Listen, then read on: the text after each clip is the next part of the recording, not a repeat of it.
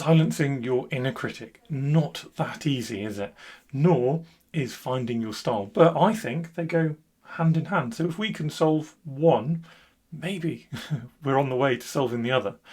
Now, if you look on YouTube, you'll find a million videos explaining exactly how you can find your style. And yes, this is sort of one of these videos, but I'm not going to pretend it's easy, and I'm not going to pretend it takes no time at all. But I am going to explain the ways which I have struggled and overcome, to some extent, this problem. To some extent, because it's not a problem we can perfectly solve, because we're humans.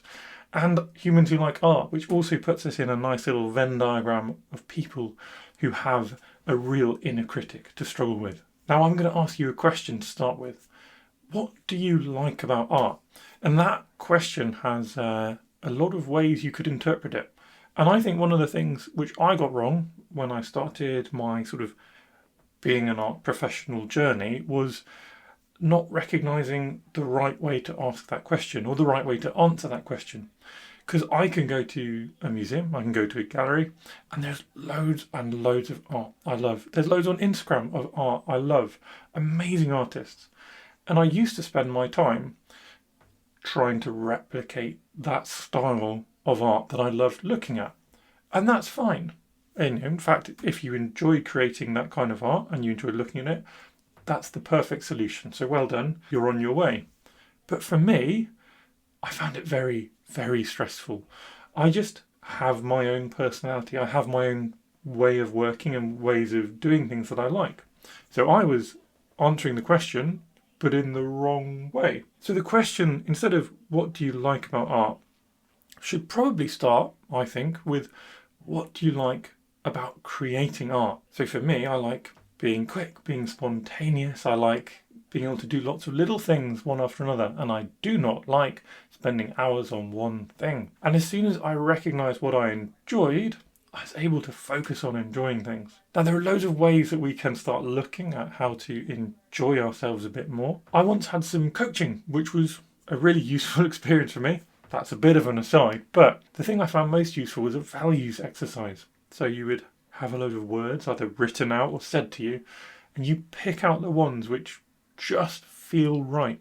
You put no more thought into it than that. And we could do the same thing with art. What are our artistic values? So we get a word cloud, a load of different words about the artistic process.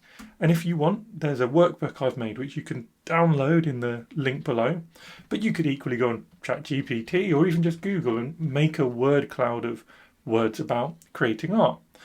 And just find 6 or 7 which you feel are most strongly associated with you. So for me, I end up with words like painterly, the idea of having a painting which looks like it's been painted, not something which looks photorealistic. I end up with loose, obviously.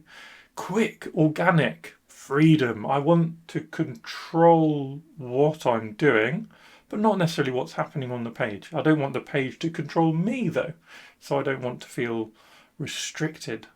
I can also find in this, and I don't think you're supposed to do this in a coaching sense, but I think it's useful for me. I can find lots of words which I just don't want. Edgy, raw, photogenic, crisp. These kinds of words, which I find in my word cloud, I just don't like. And I'm not saying they're not fine for you. I'm saying for me, don't like them. So I'm going to not do them. And now I have my little words. I can understand not just what I want to be creating, but how I want to create it. And I can understand when I'm not producing these amazing 12-foot long oil paintings, why I'm not doing it. I'm working within my limitations of what I enjoy doing. And I'm not going to enjoy it if I'm trying to pretend to be someone else. Now, let's start actually creating stuff, shall we? Because the next way to kind of find that style to develop is actually just to do stuff. And there's a few little ways I like to do stuff, and you'll probably recognise them from various things I do on YouTube. So number one is the idea your style will develop from repetition. The first time you draw something, it's going to be quite a challenge. And especially as sketchers, We are looking for visual shortcuts, little cheats, ways that we've done something before.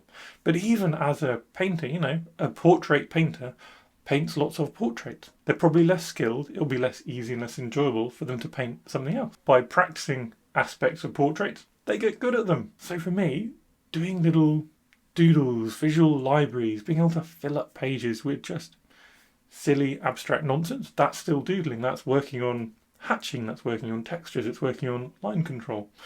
But also doodling specific things. Drawing my breakfast, adding in other objects around the house. That's improving my ability to draw those things.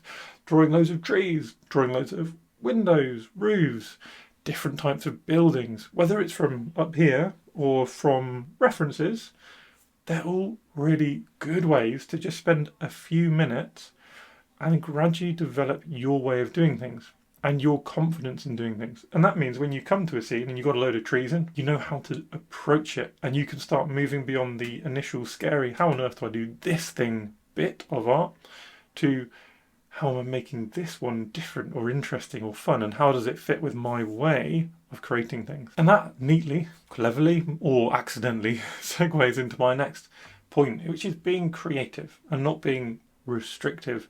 We have this idea sometimes, especially I think as beginners, that whatever's going to happen on the page has to look like the thing out there or the thing on your photo. But remember, reference is a reference.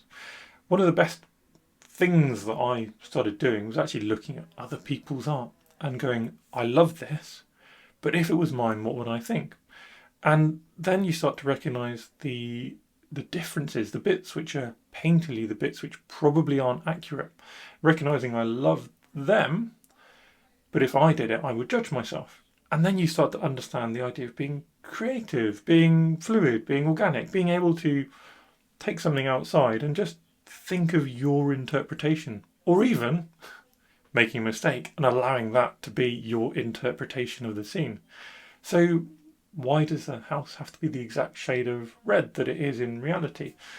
Could it not be white, blank? Could it not be blue or pink or any other colour that fits your scene and your way of creating? Equally, the windows could be a bit big, a bit small. There's loads of ways we can make little changes. And this starts to fit in with our visual library and our doodling, understanding your way of creating and allowing those quirks to be your style rather than thinking of them as weaknesses or limitations. A really fun way, I think, of working on this is to make little random marks on the page. Little blobs with watercolor, little blobs of marker pen or pencils, and doodling around them, creating around them a thing, a scene, a person, a bird, anything which allows your mind to be creative, to make something which may not quite make sense, may be very abstract, but is still a fun piece of art. And you can extend this idea. From little blobs, you can fill a whole page. Maybe a big splash of wine, maybe a big splash of coffee. And then you can turn that into a whole scene. Or you could ignore the splash, draw a scene that you can really see in front and see how the organic splash and your style of ink will interact in some way. Now that the creative juices are flowing, we're on to the fourth idea, which is getting in that practice, because you will not get good at art, whatever that means, but whatever your version of good at art is, it won't happen without a bit of repetition. And repetition, well, at least in my head, is extremely boring. So instead, I try to just do something every day, a little bit. And sometimes I have the fortunate position that something can turn into 10 hours of some things. Not everyone has that freedom and that ability to just be able to create when they want, when they have the energy. So instead, we need to find the bits we enjoy doing and allow ourselves to compress them. So if we only have an energy or time or space for 5 or 10 minutes, we do 5 or 10 minutes without feeling like we have to do 2 hours to make it worthwhile. Certainly, if you're into oil painting, if you're into even acrylics, then yes, the setup, the cleaning up takes a very long time. But the fundamentals of all of these comes down to the ability to draw well. So we can still spend 5 or 10 minutes doing simple drawings to improve our skills, keep our hand-eye coordination working, improving, and enjoying ourselves instead of getting stressed by the very process that we're trying to make fun and positive. So my little ideas for this. Just get used to thumbnailing. Thumbnailing is really fun and simple. It allows us to approach a scene, an object, even an abstract idea, several ways, very quickly. And we just focus on maybe the values, the shadows in a scene. Maybe we focus on the textures, the details, the proportions. Each little thumbnail, we only focus on one thing, so we can improve that one thing. We're not too stressed about if the other bits go a bit wonky. It's very hard to get everything right all at once. And we'll not only have worked on the scene, we'll have worked on our abilities. And if we then want to do that scene, but bigger, better, bigger, whatever it is, we can do that with far more ease and far more comfort because we spent a few minutes in the week just practicing it. Next, the technique I really love for daily drawing, which I incorporate into everything we've already been talking about, is the idea of continuous line drawing. I used to get asked all the time, like, why bother with continuous line drawing? Because it's fun would be my number one answer. If we go up to the top, what do I really enjoy doing? And I love doing continuous line drawing. So there doesn't have to be another reason other than that.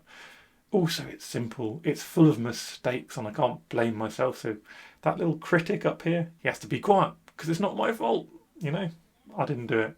It has weird textures, it becomes abstract, it gives me little ideas to play with, it gives me moments of happiness when something random and cool happens, which I didn't mean.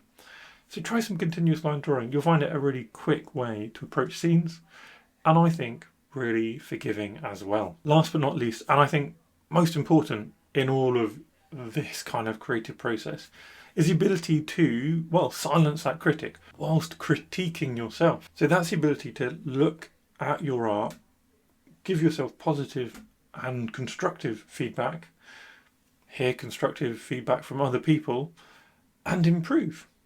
And what does improving actually mean? Well, for me, I'm going to define improving as enjoying myself a little bit more. Because if I fundamentally enjoy myself more, I will do it more, and I will naturally improve in the more literal sense as well. So when I review my work, the first thing I do when I look at it is I think, what did I think, or how was I feeling during the process? Now, if I felt really stressed by something, that might mean a couple of things. Was that because I hadn't had my morning coffee? I had slept badly, just wasn't feeling it, or I wasn't working to my processes and the things I enjoy. There's no point feeling like that. So identify the reason why you felt like that, and perhaps you can avoid that in the future. Sometimes the stress comes because it was really difficult and it just wasn't happening as fluidly as I wanted it to. And then that's something to work on in the future. That stressed me out. That's fine. Obviously, there's a little area I could improve on or try or just decide isn't important and ignore in the future. And then I put that to the side. And then I can use my thumbnailing, my continuous lines, my visual library, all these doodling and building up these ideas to work on that, whatever that bit happens to be. Then I look at it, imagining it's not mine. And I think about what I would think if it wasn't mine. And that means I will have a more blurry-eyed vision, not seeing all the little mistakes I know happened. And then I can really pick up more easily and with a quieter little chappy on my shoulder, like, what do I really like? What do I really think of it? Do I think it's a nice piece of art? Or are there things which I'm just not sure about and just think, if I put this on my wall, wouldn't like it that much. And that's fine. It's in a more removed position, a less personal position, a less self-critical position. If you're really struggling with this aspect, with looking at it and receiving self-critical feedback, you might need a bit of space. Space can come in two ways. Time, look at it tomorrow, look at it next week. You think different things when you look at something a little bit later because you've forgotten those bits you don't like. The other bit is space. So taking a step back or taking a photo flattens it, makes it feel more distant, and you'll find yourself more able to look at it clearly. Now, in the workbook, which you can download below if you like, I sort of lay out my process for self-criticising, self-critiquing, which is a key difference, really clearly, so that you can follow it along with your own art or with my art as a little exercise. I think it's really important to get good at that good at being able to identify what you really think about something instead of just self-flagellating, hating yourself and hating everything you do. Really, really important. Anyway, without further ado, that's my little ideas. Hopefully by working through these ideas, by considering them, you can start enjoying your art more, start working through developing your style and making this chap a little bit quieter.